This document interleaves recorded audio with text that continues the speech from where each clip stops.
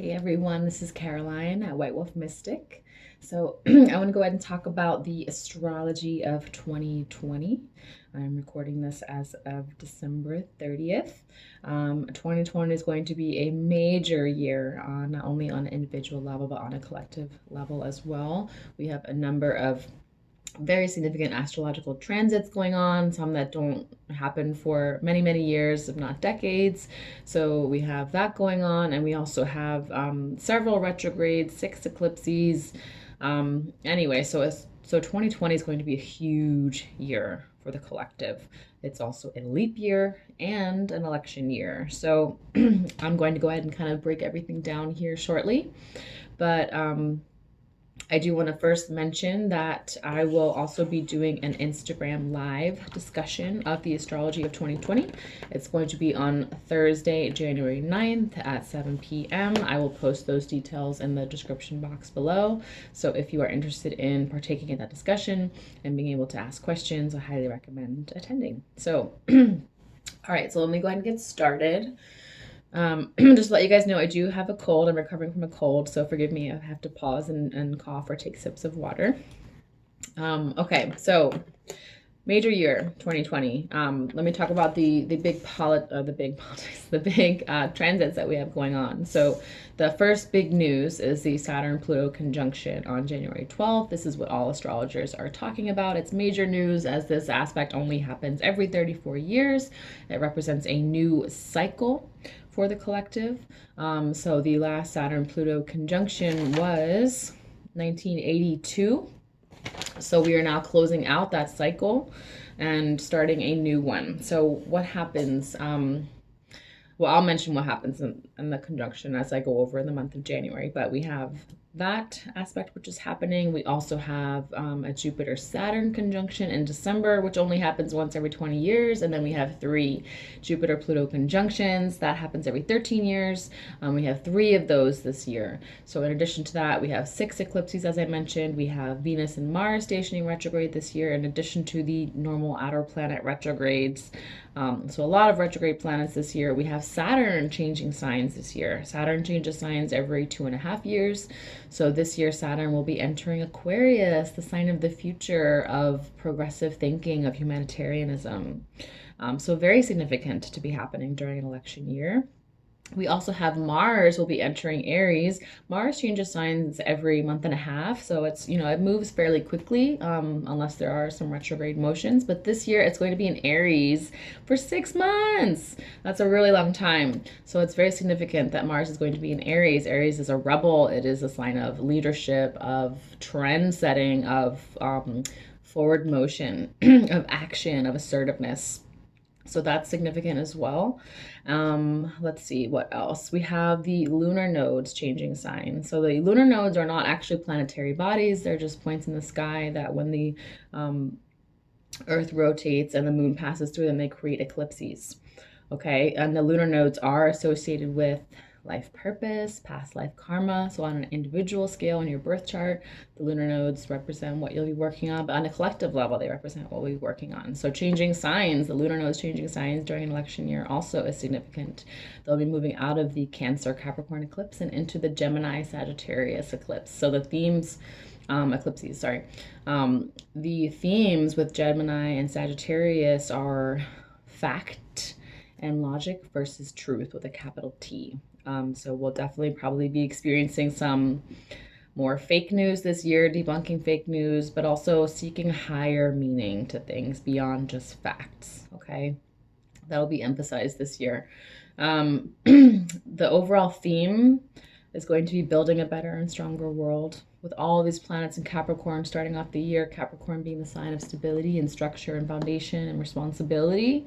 But then also these planets in Aquarius, and it's definitely going to be a year of balance, of balancing what it means to create financial security and global structure, and what it means to carry the planet forward into the future in a healthy, more connected way. So that's going to be the themes for 2020.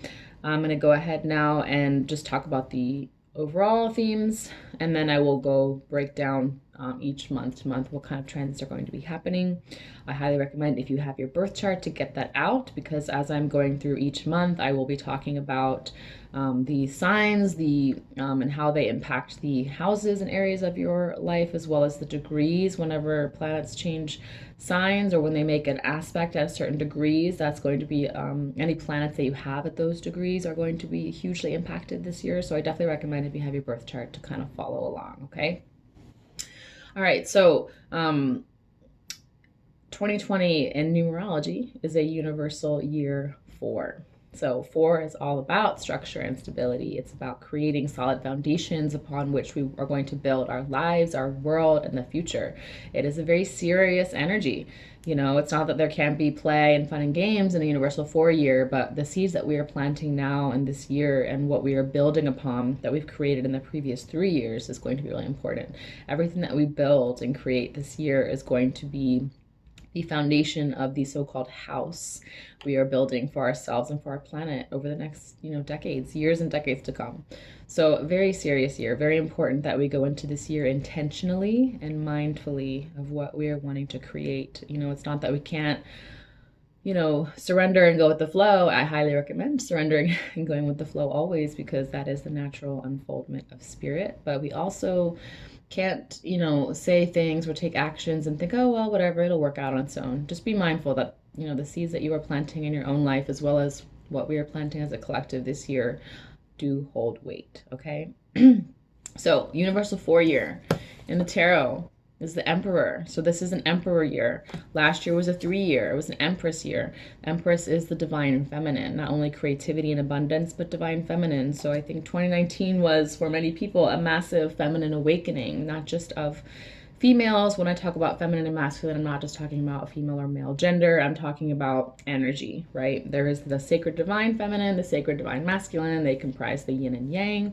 And so these last year and this year are going to be about balancing the divine masculine and divine feminine, okay? So divine feminine year. 2020 is a divine masculine year. I really foresee a lot of men waking up and becoming more conscious this year. I see a greater balance between masculine and feminine this year. Likewise, there may be, because these energies are awakening, there may be greater polarity between masculine and feminine. Those that are still in the resisting phase, there could be a lot more tension, but I do see a massive masculine awakening this year. And again, not just men, but the masculine within all of us, and creating more harmony between those masculine and feminine energies, okay? Assertiveness, surrender, emotions, logic, reason, subconscious, conscious. All right. Also, what's interesting is that we begin and end this year with a full moon in Cancer. So the first full moon of the year is actually a lunar eclipse on January 10th in the sign of Cancer. And then the last full moon of the year on December 29th is in Cancer. So Cancer in the zodiac, Cancer is the sign of femininity. It is the sign of nurturing, of compassion, of creating, nurturing relationships and family and communities. So even though we have all this masculine energy and desire to create, structure and foundation, Cancer is kind of the parentheses on the year of 2020. So it's also balancing it out with getting in touch with our emotions, recognizing the importance of our emotions, of our nurturing ability, of making sure we're creating, not just in our own lives, communities, but also on the collective level, communities that are nurturing and supporting all, not just select few, right? Not just focusing on profit and bottom line, but how are we creating a more nurturing planet? It's going to be important. All right, so let me go ahead and go month to month. I will post below the timestamps. The timestamps for each month. If this video is too long and you can't go all the way through it, feel free to jump ahead to whatever month, and then as the year goes on, you can look at the months ahead as well. All right. And then I also do personal 2020 year ahead planning.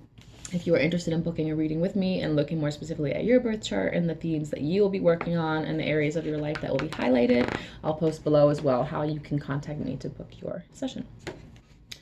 All right, so starting in January, January is massively important. we have Mars entering Sagittarius on the 3rd. We have this lunar eclipse in Cancer, which I just mentioned, on the 10th. The same day, we have Uranus stationing direct at 2 degrees Taurus. So any of you who have planets at 2 degrees Taurus, 2 degrees Scorpio, 2 degrees Leo or Aquarius, or within a couple degrees of that, will be significantly impacted by Uranus stationing direct, as well as this full moon. Okay, so paying attention to that. And then 2 days later, on the 12th, we have this great Saturn-Pluto conjunction. This is, again, what all the astrologers are talking about. This is big, big news. Whenever Saturn and Pluto meet up in conjunction, we do tend to see, major collapsing of systems and structures that are no longer serving us, of, possible global markets, of financial markets, political systems. Not to scare you guys, but these usually happen because there are systems that are no longer serving the greater good. And so even though these changes may be very uncomfortable, they're necessary if society and humanity is to move forward and evolve. So I would say pay attention to whatever news headlines you're seeing starting January, because Saturn and Pluto are already getting really close to each other. Their energies are already merging. So whatever headlines come through in January will kind of give all of us an idea of what themes we'll be working with, on what shifts we're going to see happening. But then definitely on the day, January 12th, when they meet by exact conjunction, as well as anything, it's not just that events are going to happen only on that day. Some of these events may have ripple effects over the months and even years to come. But whatever we see happening in the month of January, news-wise, as well as in our own personal lives, is going to give us greater clarity in terms of what we'll be working with. Okay, so Saturn-Pluto conjunction is a big deal. That's happening at 22 degrees Capricorn. So if you have any planets on or within a few degrees of 22 degrees Capricorn, Cancer, Aries, or Libra, that's going to be very, very, very significant for you. Also, because 22 degrees Capricorn is going to be highlighted by a few other major transits this year. For some reason, that degree is very important. So pay attention if you have any planets. Okay, again, 22 degrees Capricorn, Cancer, Libra, or Aries. And then after this massive global shift, whether it corresponds with a major event on that day or not, it's going to be felt globally on a conscious level. The very next day, we have Venus entering Pisces, the sign of spirituality. So wanting more spirituality, more connection to human beings as a result of this major shift. And then the day after that, we have Mercury entering Aquarius. So our thinking, our analytical processes, our communication are going to center more around being forward-thinking, progressive, on humanitarianism, okay? So that's a lot of positive energy surrounding this major event.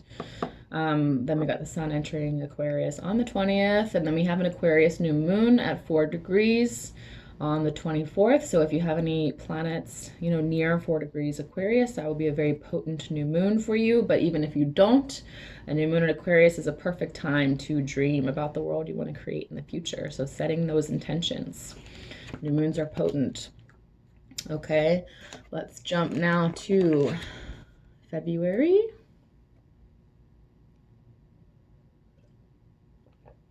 All right, in February, we have Mercury retrograde, stations retrograde on the 16th. It will be retrograde until March 9th in the sign of Pisces.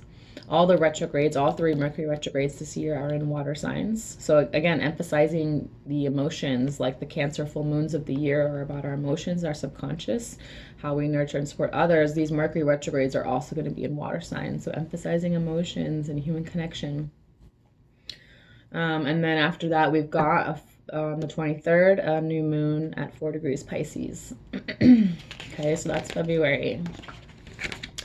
March is a pretty big deal because we've got Saturn entering Aquarius. As I mentioned before, Saturn changes signs every 2.5 years. So this is a big deal. Saturn changing signs, as well as it happening during all these other major transits this year, and in an election year and a leap year. So this is significant. Okay, but first we have Mercury stationing direct at 28 degrees Aquarius on March 9th. So any planets at 28 degrees Aquarius are going to be significant for you. We also have on that same day a full moon in Virgo. Okay, so Mercury station direct in Aquarius and a full moon in Virgo is going to give you the opportunity to surrender or release things that are holding you back or holding you into traditional belief systems, right? The opposite of Aquarius. But also surrendering overly analytical thinking, judgment, perfectionism, Virgo. So that'll be a very powerful day to utilize that full moon and to do a ritual with Mercury stationing retrograde that day. And then we have on the 21st of March, Saturn entering Aquarius. So this is a big deal, right? Saturn is the planet of rules and responsibility, accountability, as well as boundaries and limitations, but it's also where we seek self-mastery. So Saturn entering Aquarius means on a global level, we are now going to be focusing on, humanitarianism, how we can unite the collective in a way that is more forward-thinking. Saturn, the last time Saturn was in Aquarius was about 28, 30 years ago, because the whole Saturn cycle is about 27 to 28 years, depending on retrogrades. So it won't be in Aquarius after it leaves in 2.5 years. It won't be in Aquarius again for another 30 years approximately. So this is a big deal. This is something that we're all focusing on as a collective, on Aquarius energies, right? Humanitarianism, the collective, technology as well. Saturn in Aquarius, the next 2.5 years, we may see some real technological advancements with Saturn in Aquarius, but humanitarianism being a major focus. Okay, then on the 24th, we have a new moon at 4 degrees Aries, and that is the major news for. We have a Mars-Saturn conjunction for you guys that are interested on the 31st at 0 degrees Aquarius. So any planets at 0 degrees Aquarius will be impacted by that. All right, moving on to April. We have Pluto stationing retrograde, and then we've got the first of 3 Jupiter-Pluto conjunctions of the year. So that is on April 4th. We have Jupiter conjunct Pluto at 24 degrees Capricorn. So any planets at 24 degrees or within a couple degrees of 24 degrees Capricorn, Cancer, Aries, or Libra are going to be impacted by that. When Jupiter conjuncts Pluto, we've got economic growth, because Pluto is transformation and power, personal power, and then Jupiter is expansion, optimism. So we can see some major economic growth or transformation on that day, or beginning on that day. April 7th, we've got full moon at 18 degrees Libra. And then we've got new moon at 3 degrees Taurus. How perfect, on Earth Day. April 22nd is Earth Day, and we've got a new moon in Taurus, the sign that rules the Earth, right? I mean, there's, all Earth signs, Capricorn and Virgo also, but Taurus is very, very earthy, very grounded. So that's very fitting on Earth Day. And I also forgot to mention in the intro, we've got Uranus and Taurus. Uranus just entered Taurus in March of 2019. It'll be there for the next 6 years. So a lot of themes too on revolutionizing how we relate to the earth and how we relate to our resources, how we structure our governments and finances in ways that are innovative and even rebellious.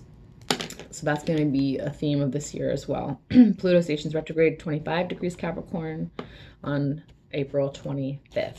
So any planets that you have at 25 degrees Capricorn will be significant and will be impacted by that retrograde.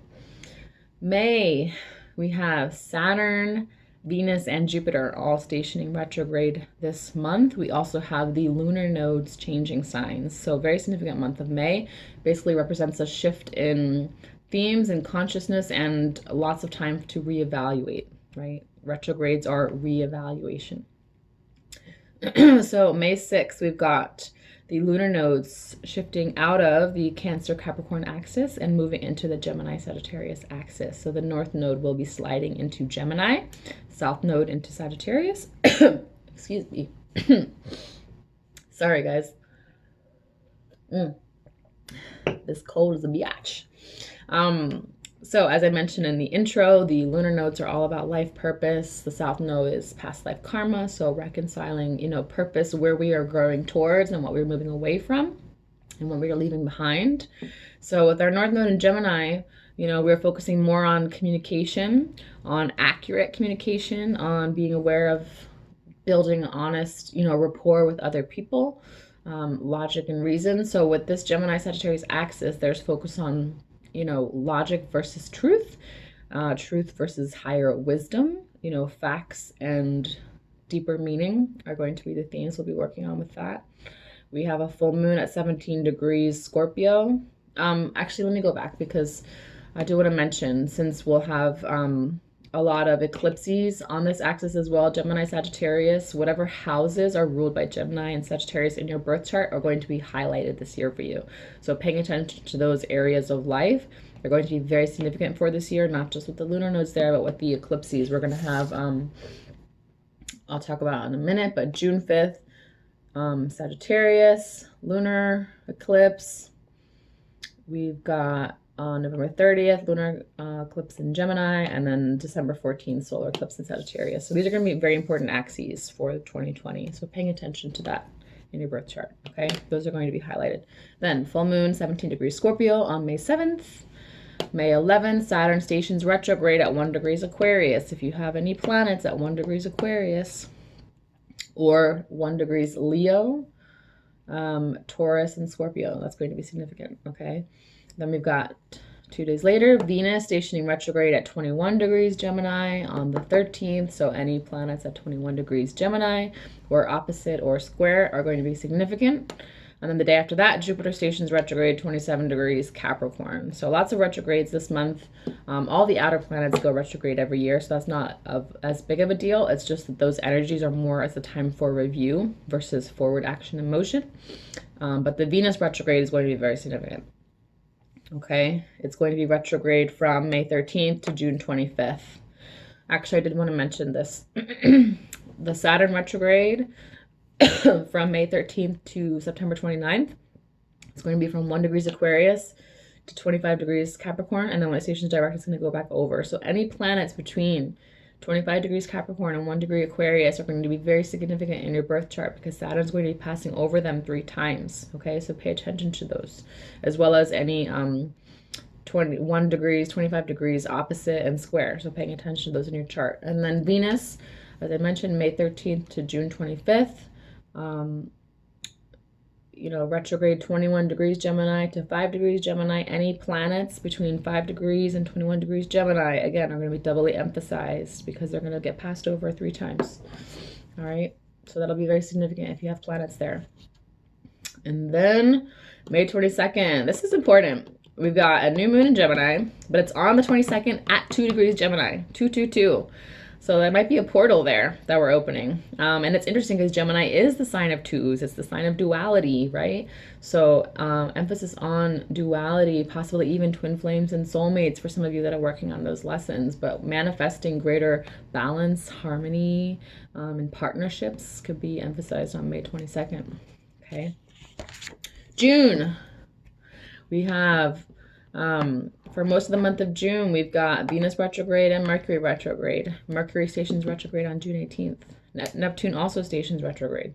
So in the beginning of June, we have on June 5th, a lunar eclipse at 15 degrees Sagittarius. So any planets that you have or points at 15 degrees Sagittarius will be significantly impacted there.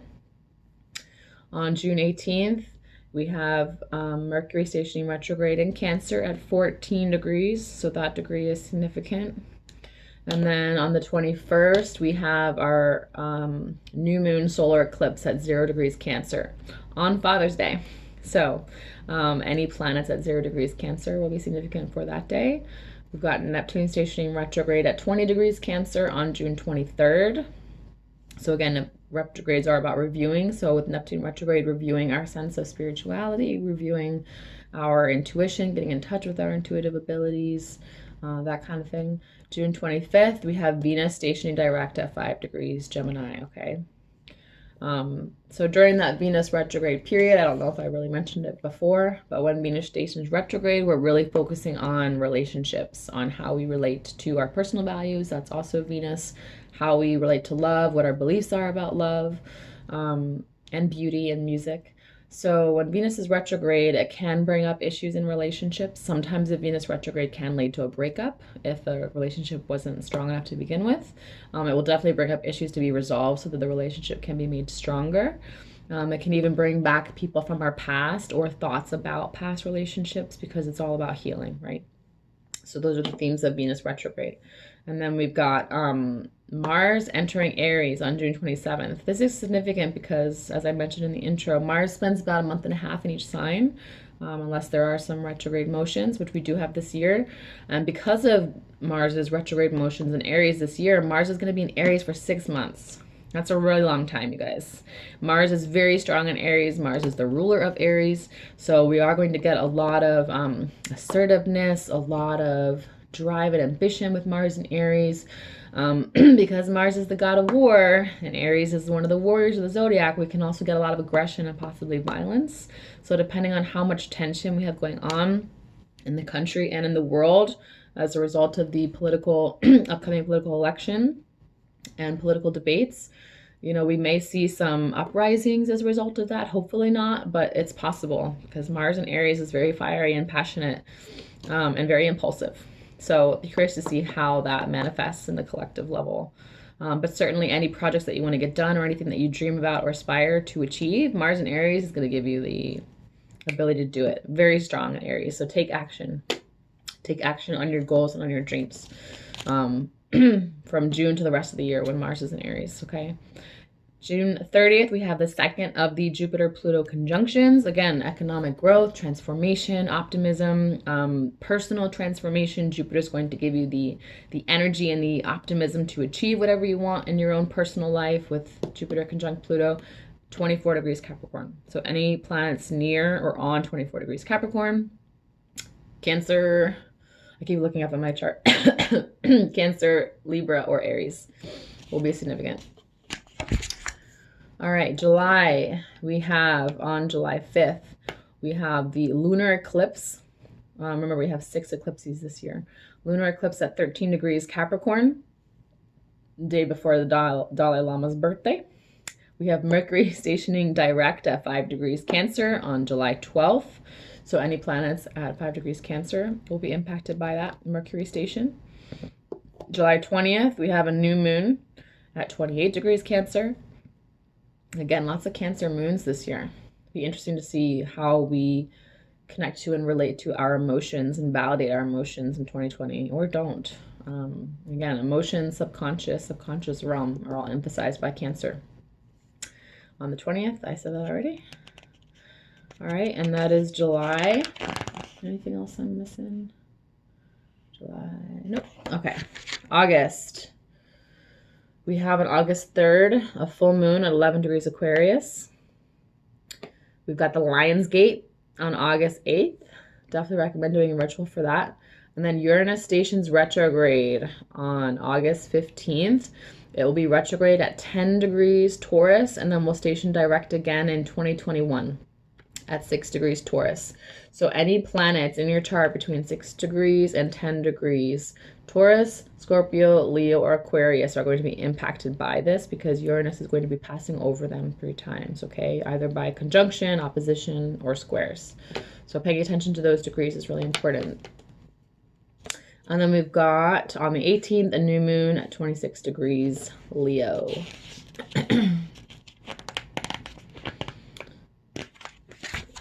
September, we've got Jupiter station direct, we've got Mars retrograde, and Saturn direct. So a lot going on in September, a lot of energy. September 2nd, we have a full moon, 10 degrees Pisces. We've got 9-9. This is going to be an interesting portal. We have Mercury stationing retrograde on 9-9, okay, at 28 degrees Aries. So any planets at 28 degrees Aries or Libra, oh my gosh, why can't I figure this out? Or Libra or Cancer or Capricorn are going to be impacted by this Mercury retrograde. And it's going to station direct. Hold on.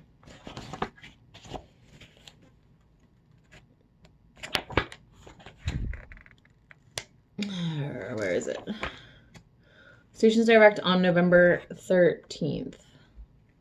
Well, I thought I had the degrees on that. I can't remember now. Sorry, you guys. Where is it? I think it's 5 degrees or 15 degrees. I can't remember. I thought I had it written down. Sorry, you guys. But I believe it's about 15 degrees. Mercury will be retrograding from 28 degrees Aries to 15 degrees, but double check me on that, okay? So paying attention to those degrees as well, that Mars is going to be passing over 3 times during its retrograde motion. And then on September 12th, we have Jupiter stationing direct at 17 degrees Capricorn. On the 17th, we have a new moon. And of course, I didn't write down what that one was. Hold on. I have ADD, y'all. I try my hardest. New moon at 25 degrees Virgo on Constitution Day. Okay. And then on the 29th, we have Saturn stationing direct at 25 degrees Capricorn. October, we've got Mars retrograde for most of the month. We have 2 full moons in October, not just 1, but 2. And the second one is on Halloween. It's a blue moon, 8 degrees Taurus. So if you have any planets at 8 degrees Taurus, that full moon will be very important for you. Definitely recommend doing a witchy Halloween ritual on the 31st. All right, so October 1st, we've got our full moon, 9 degrees Aries.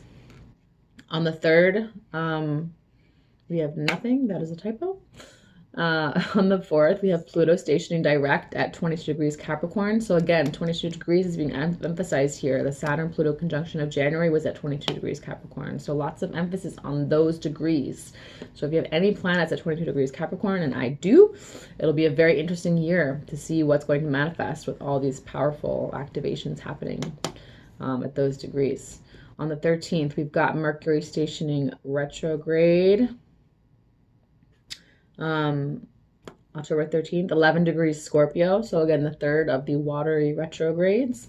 October 16th, we've got a new moon at 23 degrees Libra. And then as I just mentioned, on the 31st, we got a full moon, 8 degrees Taurus on Samhain.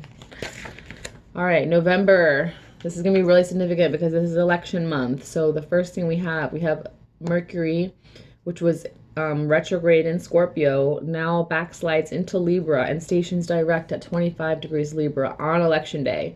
This is interesting because Libra is the sign of balance as well as equality and justice. So having a planet stationed direct in the sign of equality and justice on election day will be very interesting.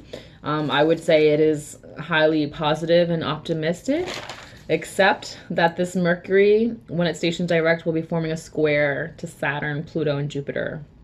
So it could be interesting. It could go either way. We might see a lot of tension. I'm feeling we might even see some cutthroat tactics, because if it is going to be such a tense year, a lot of candidates really fighting for the candidacy. It's going to be interesting to see what's going to happen on November 3rd. Very interesting. When a planet stations direct, especially such a fast-moving one like Mercury, I liken it to, whenever you're on a train, right, and the train stops suddenly. It's like you're like shaking, like, oh, and then you have to catch your balance. That's kind of what it might feel on a collective energy when Mercury stations direct. It could be a little bit of like a, whoa, like catch our balance kind of thing. So it'll be interesting to see how that's going to manifest. And then we've got November 12th, the final Jupiter-Pluto conjunction of the year, again at 22 degrees Capricorn, very significant. And then new moon, 23 degrees Scorpio on November 15th. And then on the 30th, we have the second to last eclipse. We have a lunar eclipse, 8 degrees Gemini on November 30th. And then finally, in December 14th, we have a total solar eclipse in Sagittarius, 23 degrees Sagittarius. So again, eclipse seasons are all about shedding and letting go of what's no longer serving us. On December 16th, we have Saturn re-entering the sign of Aquarius, and it is now here for good. It is in Aquarius for the next 2 some years. So closing out the year in the sign of humanitarianism, after what will no doubt be a very interesting, very tense political year. December 21st, we have the great Jupiter-Saturn conjunction. It's at 0 degrees Aquarius, which is significant because 0 degrees is all about new beginnings, right? Saturn is self-mastery, discipline, rules, regulations, new regulations. And then Jupiter is expansion and optimism. So when they come together, a very potent energy, and it's happening on the winter solstice, on the pagan holiday of Yule, and the day that the sun enters Capricorn. So very significant energies there. And then the last event of 2020, we have a full moon in Cancer, 8 degrees. Okay, so very significant year. As I mentioned, if you want to do a personalized reading with me to see more specifically how 2020 will be impacting your life and what areas you'll be working on, I would love to do that with you. I find it to be very helpful personally to kind of have the right perspective going into the year in terms of what you'll be working on and how you can make the most of the cosmic energies. And with that, I will close out the reading. I'll post any relevant information and links in the description box below. Thank you guys for watching. Have a wonderful year. May this year bring you many wonderful opportunities and blessings. Take care. Bye.